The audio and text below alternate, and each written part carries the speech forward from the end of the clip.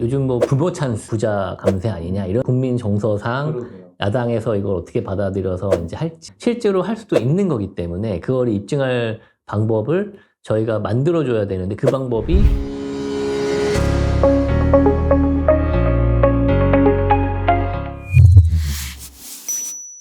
네, 안녕하세요. 저는 그 세무법인 로엔파트너스 대표 세무사 노정민입니다. 일단 뭐 요즘 뭐 부모 찬스 이런 말도 많잖아요. 근데 사실 세법에서도 이 부모 찬스라는 말을 사용할 수 있을 정도의 어느 정도 이제 허용 범위는 가지고 있습니다. 지금 보시면 뭐 워낙 이제 잘 아시겠지만 증여세율 자체가 10%에서 50%까지 지금 나와 있고요. 지금 강남 사실 뭐 30평 아파트 그냥 30억으로 했을 때 증여를 받는다고 하면 10억 정도 세금을 내고 20억이 남는다. 이제 이렇게 이제 보셔야 되고, 그러다 보니까 이제 뭐 결혼을 하면서 결혼 자금 아니면은 이제 뭐 집을 마련하는 자금 이런 것들에 대해서 상담을 많이 주세요. 주변에서 많이 여쭤보시고, 일단 한 가지 저희가 지금 주목할 만한 규정이 있는데, 지금 이제 법안 발의가 돼서 지금 국회 상정이 돼 있습니다. 근데 기본 일단 미성년자 지나고 나면 5천만 원 자녀들한테 이제 공제가 가능하거든요. 그 증여가.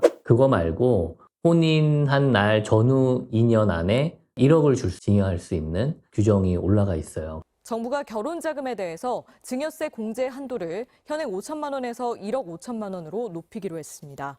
전후 2년. 전후 2년. 예, 전후 2년이라서 받았으면 2년 안에 결혼을 해야 되고, 어떻게 보면 이게 이제 요즘 젊은 분들이 집을 마련하기도 힘들고, 그러니까 결혼도 안 하시고 출산도 미루고 하니까 여당에서는 이거를 하나의 어떤 출산 장려 정책, 결혼 장려 정책으로 보고 있어요. 그래서 제가 생각해서 야당에서도 아예 반대하기는 쉽지 않지만 또 국민 정서상 뭐 이렇게 주는 금액이 또 뭐 부자 감세 아니냐 이런 또 의견이 있을 수도 있고, 만약 된다 그러면 네.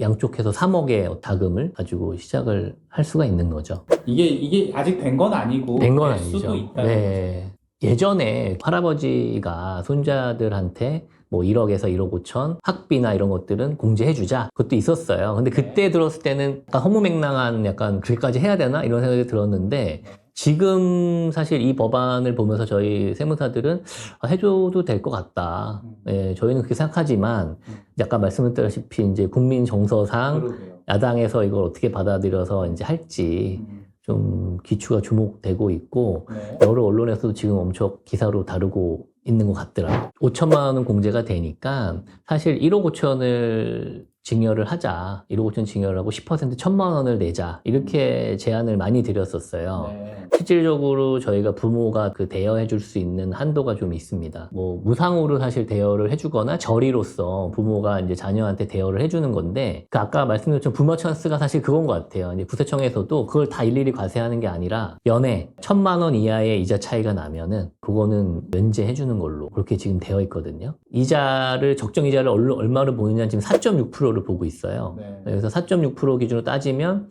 한 2억 정도? 2억 정도 무상으로 우리가 사용증 작성하고 빌려줬을 때는 그거는 증여세 과세를 안 한다. 근데 하지만 나중에 2억을 갚아야죠. 꼭. 네, 나중에 사후 관리 합니다. 사실 증여를 어느 정도는 좀 저는 해야 된다고 생각을 하거든요. 왜냐면 10년 이제 저희가 기준이라서 빠르신 분들은 미성년자 2천만 원일 때 벌써 한번 하세요. 뭐 ETF라든가 이런 식으로 돌아가게끔 그렇게 이제 뭐 하신다거나 적금에 넣어놓으신다거나 이렇게 해서 이제 금액이 크게 불진 않겠지만은 이제 운영을 하시는 분도 계시고 5천이 이제 기본 공제기 때문에 5천까지 증여를 하시고 아까 말씀드렸지만 1억 5천 해서 1,000만 원 세금 내시는 게 운용상 제일 좋다고 생각을 하거든요. 또 세금 내시는 거에 대해서 좀 이렇게 싫어하시는 분들이 계셔서 네, 그렇게 안 하시는 분들도 계시는데 일단은 그런 공제를 좀 잘 활용하는 게 네. 가장 뭐 절세 지름길 네 맞습니다. 10년에 한 번이니까 중요한 게 5천만 원을 주셨는데 네.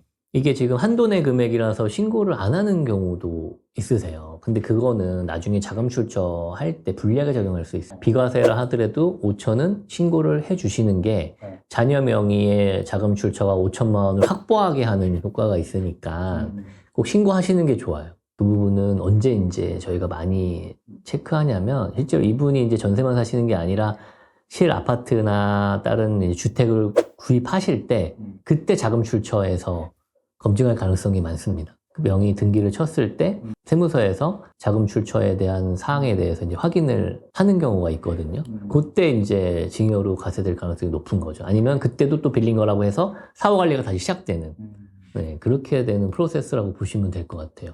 별도의 뭐 어떤 계약서를 계약서 작성하셔야 되고 필히 세무사랑 좀 얘기하셔서 이거는 저희가 원래는 인정을 안 해줍니다. 부모와 자식 간의 금전대차에 대해서 원래 인정을 안 하는 건데 실제로 할 수도 있는 거기 때문에 그걸 계약서 정확히 작성을 하고 공증을 받는 경우도 있습니다.